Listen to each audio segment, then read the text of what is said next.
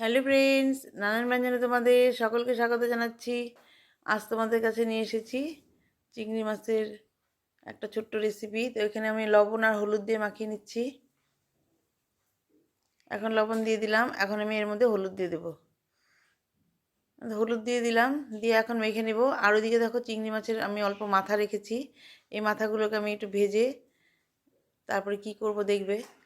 তারপরে আমি এখন এই যে মাখা হয়ে গেছে, এখন এই যে এই মাছের মাথাগুলোকে একটু ভেজে নেব। তারপরে কি করব তোমাদেরকে দেখাবো।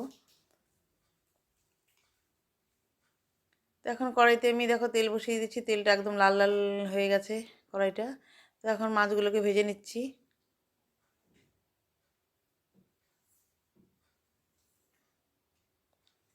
এইভাবে সব মাছগুলোকে ভেজে নেব। তো বেশি মাছ নেই, অল্প মাছ। তো এই মাছগুলো আমি আমার মেয়ের জন্য বানাচ্ছি। তো মাছগুলোকে এখন ভেজে নিচ্ছি। তো এইভাবে সব মাছগুলোকে ভেজে এখন নামিয়ে নিচ্ছি। দেখো কড়াইটা নতুন কড়াই, কিন্তু একদম লাল হয়ে গেল। এখন মাজা সম্ভব না। যাই হোক, এখন কড়াইতে তেল দিয়ে দিলাম। তেল দিয়ে এখন এর মধ্যে এই চিংড়ি মাছের মাথাগুলোকে ভেজে নিচ্ছি। একদম লাল লাল করে ভেজে নিব। তো এখন একটু ঢেকে দিলাম, ফুটছিল। তো ভেজে নামিয়ে নিলাম মাথাগুলো। এখন দেখো কড়াইটা একদম পুড়ে গেছে।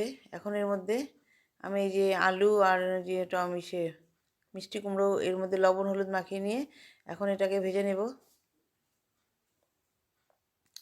আর এদিকে আদা কাঁচা লঙ্কাটাকে পেস্ট করে নেব। তো কড়াইটাকে একটু হালকা করে মেজে নিলাম। মেজে নিয়ে এখন এর মধ্যে একটু কালো জিরে দিয়ে আমি এই যে মিষ্টি কুমড়ো আর আলুগুলোকে ভেজে নিচ্ছি।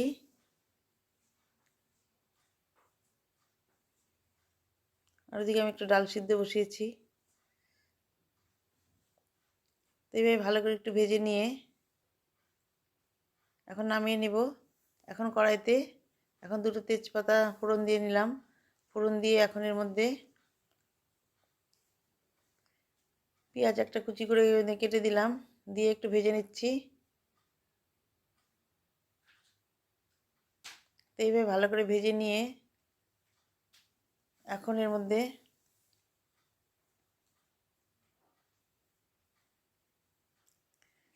কটা টমেটো দিয়ে দিলাম টুকরো করে। দিয়ে এখন ভালো একটু ভেজে নিয়ে এখন এর মধ্যে পেঁয়াজের পেস্টটা দিয়ে দিলাম, তাহলে দুটোই একবারে ভেজে নেবে।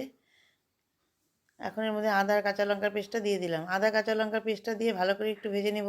আর এই দেখো মাথাগুলোকে এখন একটু বেটে নিচ্ছি। এগুলোকে এখন বেটে নেব। আর এদিকে এখন দেখো মশলা দিয়ে দিলাম লবণ আর হলুদ। লবণ হলুদটা দিয়ে ভালো করে একটু মিশিয়ে নিচ্ছি। মিশিয়ে নিয়ে এখন এর মধ্যে ধনে গুঁড়ো জিরে গুঁড়ো আর একটু লঙ্কার গুঁড়ো দিয়ে দেবো। তার আগে আমি একটু জল দিয়ে দিলাম, গরম জল। গরম জলটা দিয়ে একটু ভালো করে একটু মিশিয়ে নিচ্ছি। এইভাবে ভালো করে মিশিয়ে নিয়ে এখন এর মধ্যে ধনে গুঁড়ো জিরে গুঁড়ো আর লঙ্কার গুঁড়োটা দিয়ে দিব। ধনে গুঁড়ো জিরে গুঁড়ো আর লঙ্কার গুঁড়োটা দিয়ে এখন এটাকে ভালো করে মিশিয়ে নিচ্ছি। এইভাবে ভালো করে মিশিয়ে নিয়ে এখন এর মধ্যে আলু আর মিষ্টি কুমড়োটা দিয়ে দিলাম। আলু মিষ্টি কুমড়োটা দিয়ে একটু ভালো করে নাড়িয়ে নিচ্ছি। এইভাবে ভালো করে মিশিয়ে নিয়ে এখন এর মধ্যে গরম জলটা দিয়ে দেব। এখন এর মধ্যে গরম জলটা দিয়ে দিব। এইভাবে ভালো করে মেশানো হয়ে গেছে।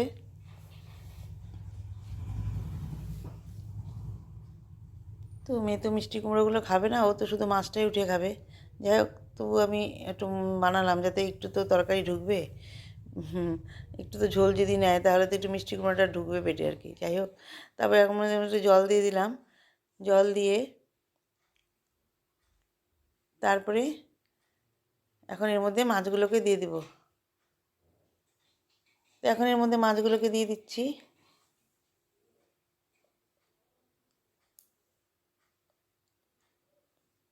এখন মাছগুলোকে দিয়ে এখন ভালো করে একটু ফুটিয়ে নেব।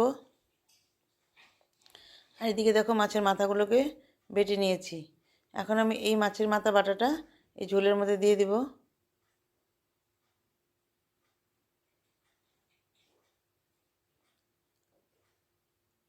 দেখো ঝোলটা এখন ফুটছে। এখন এই যে মাছের মাথা বাটাটা এর মধ্যে দিয়ে দিলাম। তোমরা এরকম করে মাছের মাথাগুলো বেটে দেবে, দেখবে খুব টেস্ট লাগে। তো এখন এইভাবে ভালো করে মিশিয়ে নিয়ে আমার ঝোলটা প্রায় হয়ে গেল। এখন এর মধ্যে আমি ধনেপাতা দিয়ে তারপর আমি নামিয়ে নেব।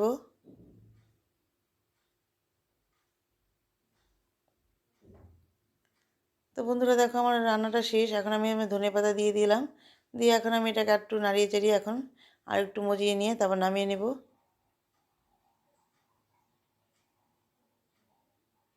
এভাবে আমার রান্নাটা শেষ হয়ে গেল।